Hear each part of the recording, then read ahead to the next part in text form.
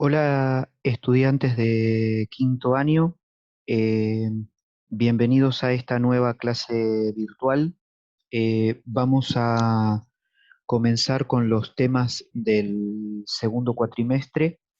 Eh, Vamos a retomar el trabajo que veníamos haciendo sobre la Constitución Nacional. Eh, Vamos a, en esta clase, eh, finalizar lo que sería el trabajo sobre la primera parte de la Constitución, sobre declaraciones, derechos y garantías, y ya a partir de la próxima clase vamos a empezar a analizar la segunda parte de la Constitución con lo que tiene que ver con autoridades de la nación.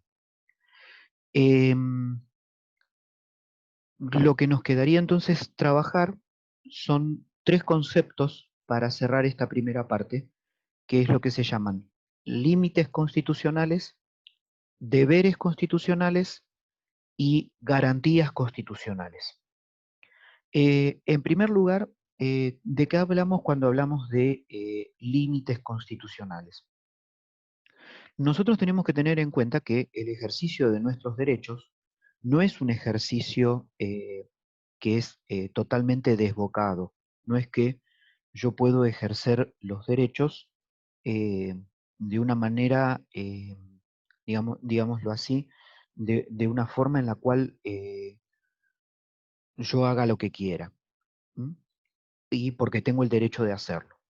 Eh, los derechos que nosotros tenemos establecidos por la Constitución tienen también una limitante, que no solamente es esta famosa frase de eh, mis derechos terminan donde empiezan los de los demás, sino que también el Estado puede poner un límite y un freno al ejercicio de mis derechos. Y a eso es a lo que llamamos límites constitucionales, y lo llamamos así porque están dentro del marco de la Constitución Nacional. Vamos a decir que existen dos clases de límites, los que llamamos límites normales permanentes y lo que llamamos límites anormales transitorios. Los límites normales permanentes son los que existen siempre, ¿m?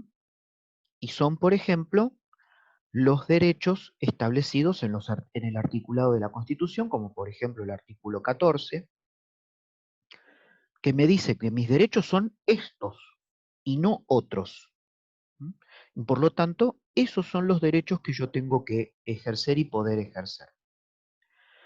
Pero también existe como límite normal o permanente el artículo 28 de la Constitución Nacional, al que llamamos principio de inalterabilidad de las leyes. El principio de inalterabilidad de las leyes es concretamente, funciona de dos maneras. En primer lugar, eh, lo que me indica este principio es que ninguna norma inferior puede derogar o modificar una norma superior. Por lo tanto, un decreto del presidente no puede derogar una ley y una ley no puede modificar la Constitución. Para modificar la Constitución hay canales o mecanismos que nosotros ya hemos visto. ¿Por qué? Porque un decreto es inferior a una ley y una ley es inferior a la Constitución. En nuestra pirámide jurídica está establecido que la Constitución está arriba de todo y debajo están las leyes y los decretos. Y las constituciones provinciales, las leyes provinciales y los decretos de los gobernadores. Por lo tanto, para que se modifique la Constitución se tiene que hacer mediante los canales establecidos. Para que se modifique una ley se tiene que hacer mediante los canales establecidos. Eso por un lado. Y por otro lado, el principio de inalterabilidad de las leyes lo que me dice es que ninguna ley puede ser retroactiva. Es decir, una ley que se dicta hoy no puede aplicarse para atrás. Tiene que aplicarse para adelante. ¿Sí? Por ejemplo, si se creara un impuesto con una ley hoy, ese impuesto se puede empezar a cobrar de hoy en adelante. No le puedo cobrar a una persona ese impuesto por ejemplo, cosas ocurridas en años anteriores. Si se modificara el Código Penal y se agregara un delito y se estableciera una pena para ese delito corre a partir de hoy en adelante. Por lo tanto, las personas que realizaron ese acto delictivo con anterioridad, como no era considerado, no puedo juzgarlo por lo que hizo antes, lo puedo juzgar por lo que va a hacer ahora o después. Eso entonces con respecto a lo que son los límites normales o permanentes. Los límites anormales o transitorios son las situaciones de emergencia en las cuales se necesita limitar el ejercicio de derechos y suspender garantías constitucionales, como por ejemplo nos dice el artículo 23 de la Constitución Nacional. Este, el artículo nos dice que en caso de conmoción interior o ataque exterior, el presidente podrá declarar estado de sitio en alguna o en la totalidad del territorio de la República Argentina. ¿Qué es concretamente el estado de sitio? El estado de sitio es una situación transitoria, no puede durar para siempre. Ningún país democrático y republicano puede vivir en estado de sitio, pero sí el presidente puede declararlo para, de esa manera, establecer una limitante en el ejercicio de los derechos y una limitante en las garantías que vamos a ver más adelante. ¿Para qué? Para resolver esa situación de emergencia que se está dando. Y la institución se llama estado del sitio. Eh, eh, Algunas personas no ven con buenos ojos el estado de sitio porque lamentablemente fue algo que fue utilizado durante el gobierno militar como un instrumento represivo. Pero sin embargo, el estado de sitio es un instrumento republicano. Por lo tanto, hay que considerarlo como tal. Por ese motivo, yo acá justamente me tomo el atrevimiento de mencionar una ley que fue aprobada por el doctor Alfonsín durante su presidencia, que es la ley 23.077, llamada Ley de Defensa de la Democracia, que derogó una ley y un decreto anterior, este, que es la ley 20.840 y el decreto 1772/75, que eran, digamos, las llamadas leyes antisubversivas. ¿Qué son los deberes constitucionales? Vamos a ir viéndolos por parte. Los deberes constitucionales son las obligaciones que yo tengo como ciudadano de la República, que el Estado me va a exigir que yo realice y que yo ponga en práctica. En primer lugar, como deber constitucional, el artículo 119 de la Constitución me habla del deber de fidelidad y me establece un delito. La Constitución establece pocos delitos o menciona pocos delitos a los que se les llaman delitos constitucionales o delitos contra la Constitución, y uno de ellos es el de traición a la nación. Es concretamente cuando yo, siendo ciudadano de la República, coopero con un país extranjero en contra o en perjuicio de la República Argentina. O sea, la Constitución lo que me exige es que yo como ciudadano sea fiel a la nación argentina. Después tenemos lo que se llama el deber de respeto a las instituciones. Es decir, que está en el artículo 22. El artículo 22 de la Constitución empieza diciendo que el pueblo no delibera ni gobierna, sino por intermedio de sus representantes. Ustedes deben recordar que nosotros como modelo de Estado somos una república representativa. Es decir, el pueblo no gobierna directamente, sino que elige representantes para que gobiernen en nombre del pueblo. Bien, y acá la Constitución también establece que toda reunión de personas o fuerza armada que se arrogue el derecho de representar al pueblo comete un delito al que el artículo llama sedición. Por eso el deber se llama de respeto a las instituciones. O sea, yo tengo que respetar a los gobernantes electos, ¿sí? Y, por ejemplo, no puedo insultar al presidente. ¿M?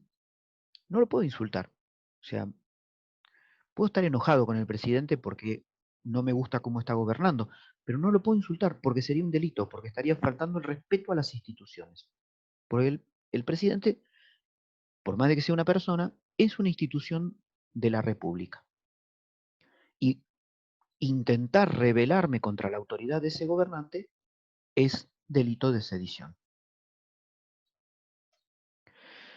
Después tenemos un delito, un deber que se llama impedir las exorbitancias del poder. Y acá hay una diferencia con el primero. El artículo 29 de la Constitución Nacional me dice que ni el Congreso Federal ni las legislaturas provinciales podrán delegar en los ejecutivos facultades extraordinarias o la suma del poder público. Y quien lo hiciera incurre en el delito de infame traidor a la patria. Nosotros como ciudadanos lo que tenemos es la obligación de impedir la concentración y el abuso de poder. A eso es a lo que se refiere este artículo. Para los que ya han estudiado historia argentina, saben o están estudiando historia argentina, saben que eh, a mediados del siglo XIX, durante lo que se conocieron como la primera y segunda gobernación de Juan Manuel de Rosas, se produjo una concentración de poder. Por eso este artículo, que fue redactado por Juan Bautista Alberdi expresamente y agregado al texto constitucional, mantiene esa redacción. Es un artículo histórico, pero real.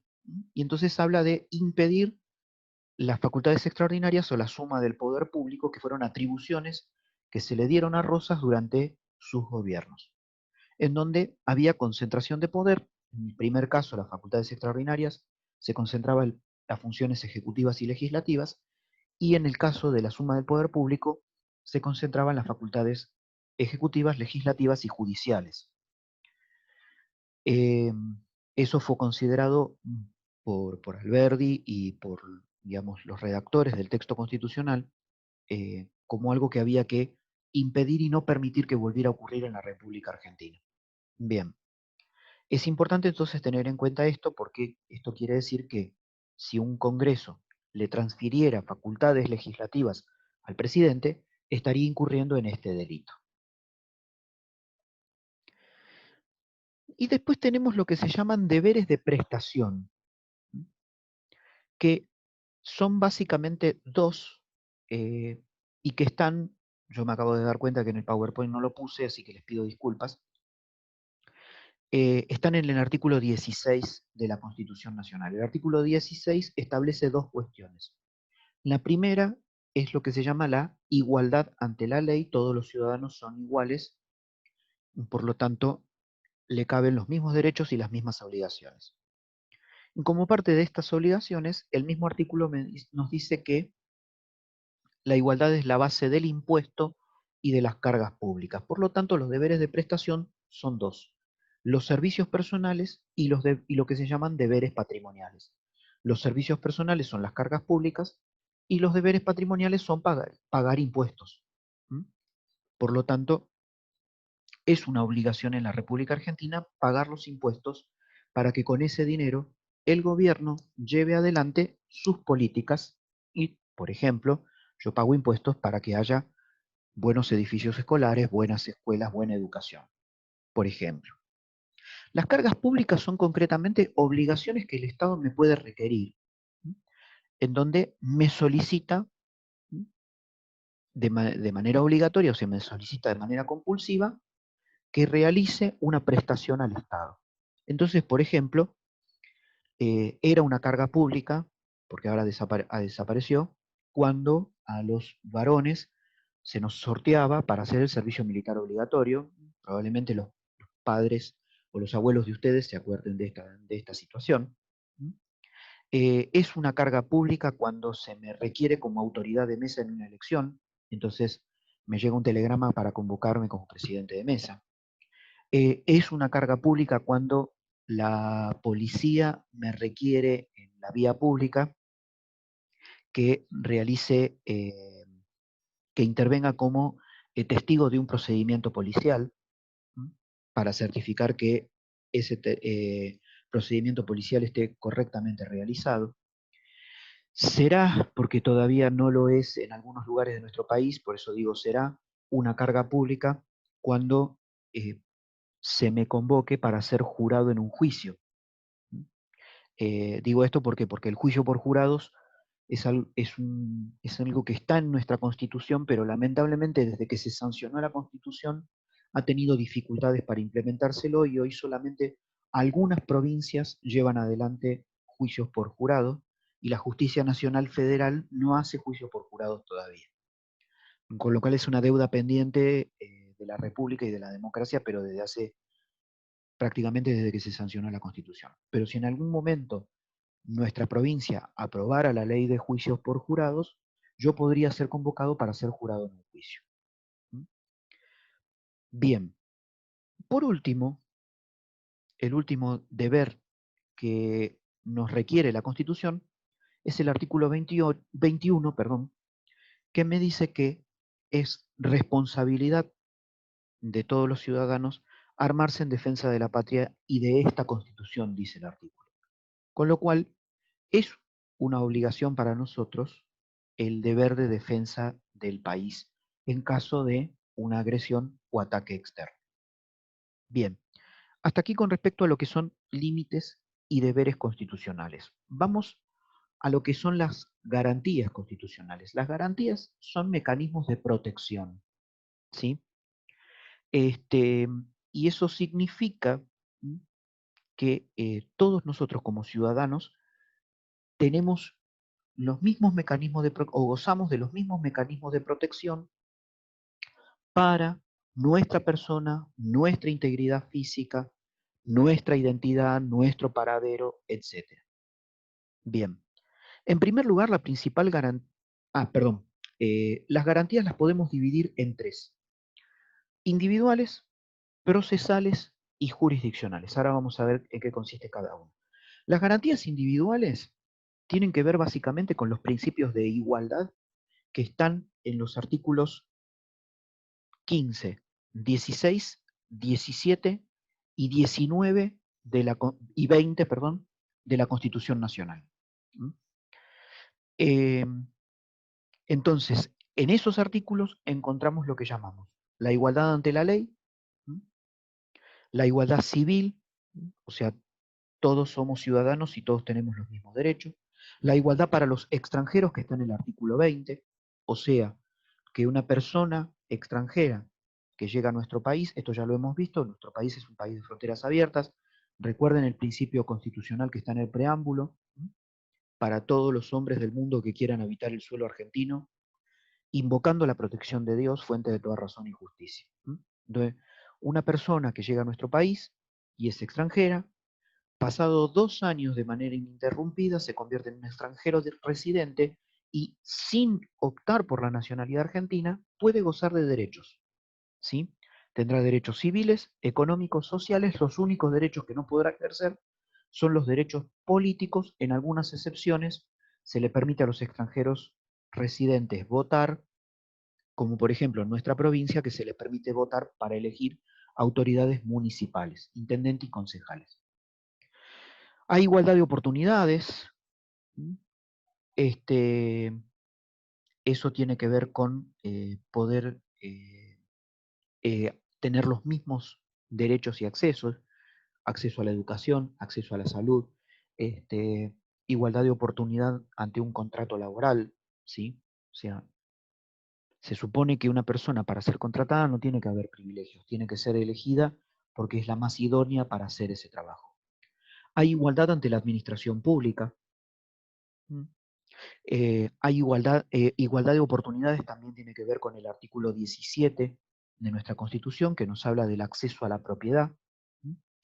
¿Y qué ocurre con esa propiedad? ¿Cómo es esa propiedad? El artículo 17 nos dice que la propiedad es privada e individual, ¿sí? Salvo algunos casos que los vamos a ver más adelante. Cuando hablamos de propiedad privada en la República Argentina, la propiedad es privada e individual. Y, por lo tanto, ¿qué puede pasar con esa propiedad? Que de esa propiedad yo puedo gozar y puedo hacer lo que quiera, salvo una cosa. No puedo destruir esa propiedad o atentar contra esa propiedad. Ni siquiera yo que soy el dueño. ¿Por qué? Porque corro el riesgo de atentar contra los derechos de terceros, de otras personas. ¿Sí? Bien. Y acá voy a hacer una aclaración al respecto sobre esta cuestión de la propiedad. Porque el artículo 17 establece algo que es importante a tener en cuenta. ¿Se puede expropiar una propiedad privada por parte del Estado? Sí, y solo sí, cuando hay lo que se llama una declaración de utilidad pública. ¿Esto qué significa? Que si yo dispongo de una propiedad, pero esa propiedad garantizaría, por ejemplo, el acceso a derechos de terceros, podría ser expropiada. Por ejemplo, hay una ruta, yo tengo un campo, y detrás de mi campo que está sobre la ruta, hay otro campo con un vecino. Ese vecino tiene derecho de tránsito, por lo tanto tiene derecho a querer acceder a la ruta. Pero ¿qué ocurre? Su campo no está unido con la ruta. Entonces, en ese caso, se puede solicitar lo que se llama un derecho de paso. ¿Eso qué significa? Que yo le puedo ceder una parte de mi terreno para que el vecino pueda salir por ahí. ¿Qué pasaría si me negara? Bueno, se me podría expropiar un pedazo de ese campo para hacer el camino y facilitar el acceso al vecino. Eso es utilidad pública. Avancemos un poco más. Bien, después tenemos lo que se llaman las garantías procesales y que tienen que ver con los los procesos judiciales. Esas están en el artículo 18 de la Constitución Nacional. ¿Mm? Perdón, un detalle antes de avanzar con esto que me estaba olvidando. El artículo 19 también es una garantía individual y que tiene que ver con el derecho de privacidad de las personas. Dice el artículo 19 que las acciones privadas de los hombres que de ningún modo ofendan la moral pública están reservadas a Dios y exenta de la autoridad de los magistrados. O sea, que lo que tiene que ver con mi vida privada es un asunto personal, ¿m? Mío, del cual no tiene que intervenir o no puede intervenir no pueden intervenir otras personas. Solamente puede haber un juicio de valor sobre mis acciones y mis dichos públicos, pero no sobre mi vida privada.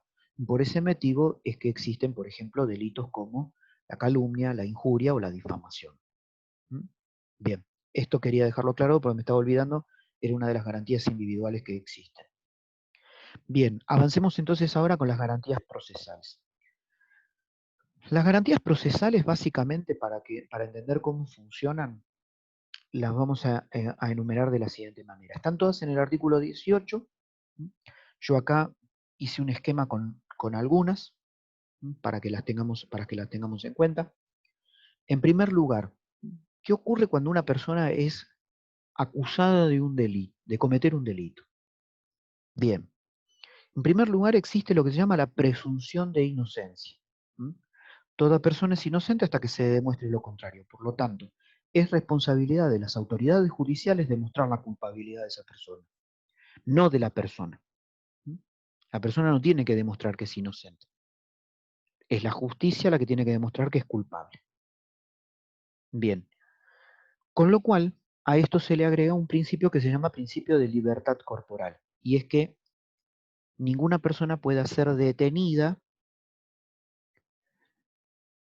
y privada de su libertad mientras se está llevando adelante un proceso judicial y esperando sentencia. Por eso es que una persona acusada de un delito puede seguir gozando de su libertad. ¿Mm? Después, nadie puede ser obligado a declarar contra sí mismo, o sea, que las autoridades judiciales o policiales no pueden obligarme a declararme culpable y a decir soy culpable por esto, por esto, por esto. Eh, por esto es importante tener en cuenta que hay algo que se llama declaración indagatoria en un proceso judicial y es cuando el juez me cita para que yo declare con respecto a la acusación que se me está haciendo. Se me informa de la acusación y yo tengo derecho a defenderme. Con respecto a eso, la defensa en juicio también es parte de una garantía constitucional y toda persona debe gozar de esa garantía y por lo tanto tiene el principio de defensa en juicio implica que si la persona no puede costear los honorarios de un abogado, el Estado me provea de lo que se llama un defensor oficial y por ese motivo es que existe un organismo que es la Defensoría Pública. Después hay algo que se llama garantía relativa a la imposición de las penas. ¿Mm? Eso significa que, primero, toda persona tiene la garantía de que debe ser juzgada por autoridad competente, es decir, nadie puede arrogarse el derecho de juzgar a otro, salvo las autoridades competentes, o sea, los jueces. Y la imposición de la pena es un principio que se llama principio de la pena más benigna. ¿Qué significa? Que si yo cometí un delito, fui encontrado culpable, y al ser encontrado culpable es el primer delito que cometo y no tengo antecedentes penales, la pena debe ser más cerca de lo que se llama la mínima que de la máxima. Cuando uno lee el Código Penal lo que me dice es, habrá una pena de tanto a tanto para quien cometa tal delito. Ese tanto a tanto, supónganse, por lo general dice, tendrá una pena de 8 a 15 años. Bien, 8 años es la mínima, 15 es la máxima. Por lo tanto, cuando hablamos de imposición de la pena, el juez lo que tiene que, al dictar sentencia, es determinar una pena más cerca de los 8 que de los 15. Eh, bien, con respecto a la relación al proceso judicial, lo que me garantiza el artículo 18 es que los plazos deban ser cumplidos. O sea que si a mí me notifican, me entregan una cédula judicial en la cual me notifican que se me está imputando un delito, yo tengo un plazo para presentar un abogado defensor y defenderme. Ese plazo tiene que ser respetado. Si se establece un plazo para que el juez dicte sentencia, ese plazo tiene que ser respetado. Eso es lo que habla con respecto a protección relacionadas al proceso.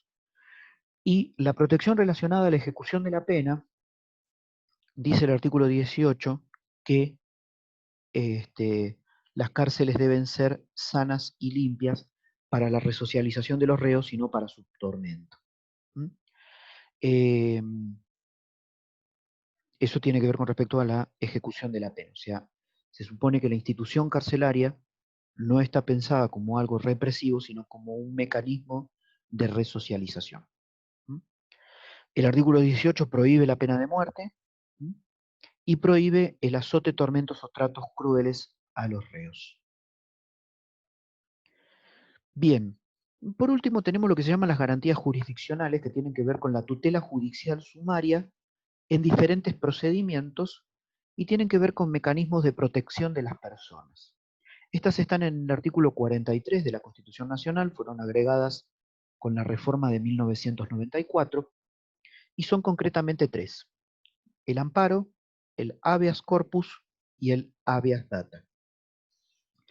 El amparo es la acción de proteger los derechos de las personas frente a restricciones provenientes del poder público o privado, es decir, cuando hay una situación de vulnerabilidad, por ejemplo, un menor, una persona discapacitada o un adulto mayor que no puede valerse por sí mismo y son abandonados. ¿Mm? O cuando hay una violación a mis derechos, ¿sí? Por ejemplo, un despido arbitrario en un trabajo. Entonces yo puedo pedir una acción de amparo para proteger, por ejemplo, en una situación de abandono, para proteger físicamente a esa persona o frente a una vulneración de un derecho para proteger ese derecho. El habeas corpus es una protección de la libertad física y es, por ejemplo, una medida por la cual, frente a una privación ilegítima de la libertad, yo puedo solicitar la liberación inmediata de la persona.